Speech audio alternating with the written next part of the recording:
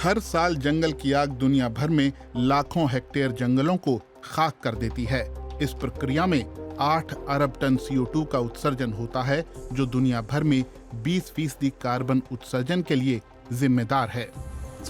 मैं मानता हूं 2018 में पहली बार इसकी ढंग से टीवी कवरेज हुई, जब मीडिया में अमेजन और ऑस्ट्रेलिया की बड़ी आग दिखाई गई और हमने फ्राइडेज फॉर फ्यूचर के तहत बच्चों को सड़कों पर उतरते देखा। इनमें मेरी बेटी भी थी और फिर मैंने सोचा कि मुझे इसके लिए कुछ करना ही होगा। इसके बाद जर्मन उद्योगपति ब्रिंक शुल्टे ने वैज्ञानिकों, सॉफ्टवेयर और IT जानकारों की एक टीम के साथ मिलकर जंगल की आग की पहले ही जानकारी देने वाला एक सिस्टम तैयार किया। जर्मन राज्य ब्रेंडनबुर्ग में लगाए गए ये सेंसर आग को देखते नहीं, सूंघते हैं, जैसे कि ये नेटवर्क की हाईटेक नाक हो। कृषि विज्ञानी यूर्गन म्यूलर ने Thünen institute for forest ecosystem में अपने कार्यकाल के दौरान हाइड्रोजन डिटेक्टर्स के साथ परीक्षण किए थे। अब वो नए सेंसरों को एक टेस्ट फॉरेस्ट में लगा रहे हैं। जमीन से 3 मीटर ऊपर दक्षिणी दिशा में हाथ जितने बड़े सेंसर लगे हैं, जो सौर ऊर्जा से चलते हैं, और इसके लिए धूप भी बहुत कम चाहिए। इसीलिए ये ऐसे घने जंगलों में कारगर हैं। कैपेसिटर की मदद से सेंसर रात में और बारिश में भी काम करते हैं। लेकिन ये छोटा ग्रीन डिवाइस असल में सूंघता क्या है? हवा कई गैसों का मिश्रण होती है। इसमें carbon dioxide, carbon monoxide, nitrogen oxide, sulphate और नोबल गैसें भी होती हैं। सेंसर इनकी मात्रा आंकते हैं। जैसे ही हवा में ऑक्सीजन खत्म होना शुरू होती है, गैसों का मिश्रण बदल जाता है।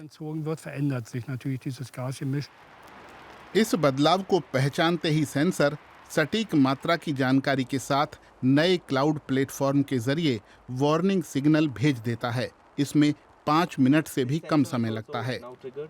आदर्श स्थिति में किसी जंगल में ऐसे सेंसर हर 100 मीटर पर लगाने होंगे। जानकारी को विशेष ढंग से डिजाइन किए इंटरनेट ऑफ थिंग्स जैसे नेटवर्क के जरिए क्लाउड पर भेजा जाता है। इसे ब्रिंक शुल्टे प्यार से पेड़ों का इंटरनेट कहते हैं।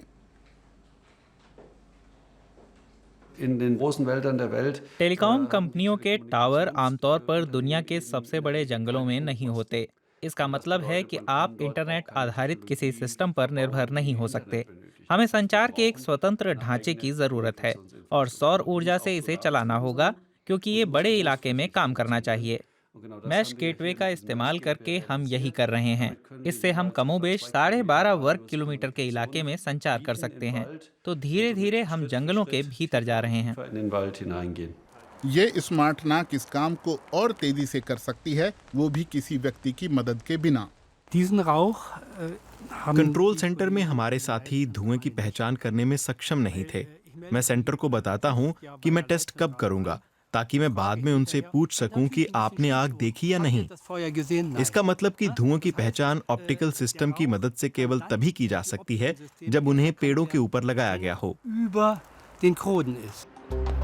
ये इंटेलिजेंट सेंसर हमारे जंगलों के आधुनिक रक्षक बन सकते हैं।